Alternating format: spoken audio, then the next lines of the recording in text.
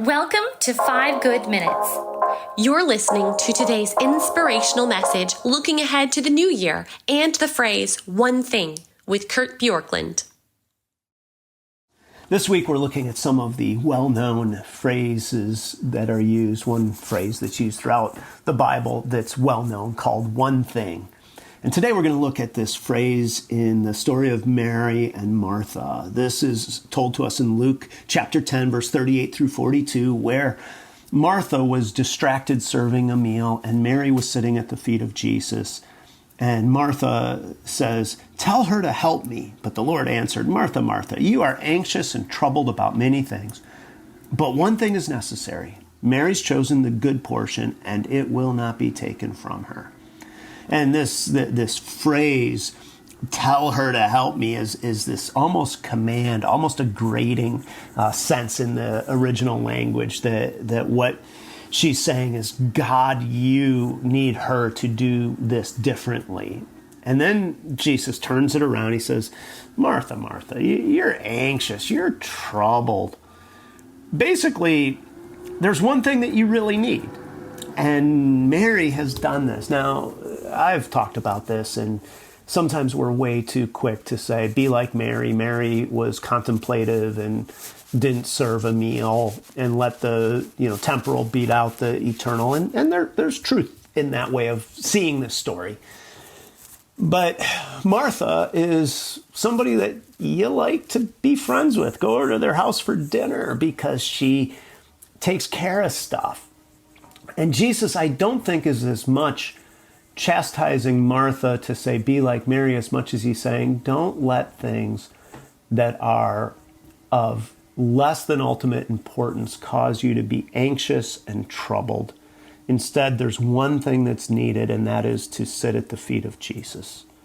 So this year, as you begin a new year, what would it look like for you to let yourself sit at the feet of Jesus so that you were not anxious and troubled about many things? Where you didn't let the things that were pressing, the details of life, the to-do list, all of the projects keep you from connecting deeply with who God is and what God's agenda is for you.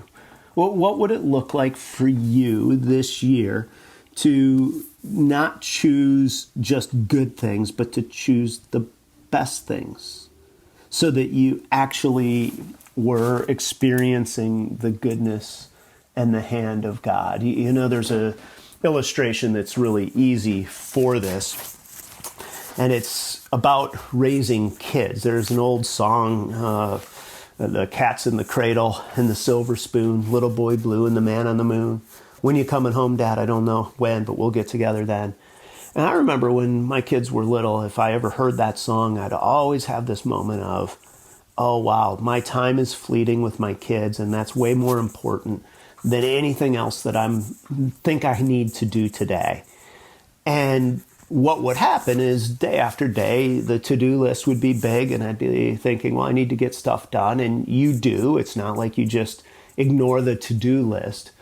But that awareness of saying this time is important and I don't want to miss it. And what's different with God, obviously, is you may not have a sense of, well, God will grow up and move away and I won't have the same time to invest. But there is a sense in which it's the same struggle between saying, do I really spend my time just taking care of what's in front of me, or do I step back and not take for granted the things that are most important, especially here in terms of our spiritual and connection to God? And so the one thing that's needed is connecting deeply to the heart of God.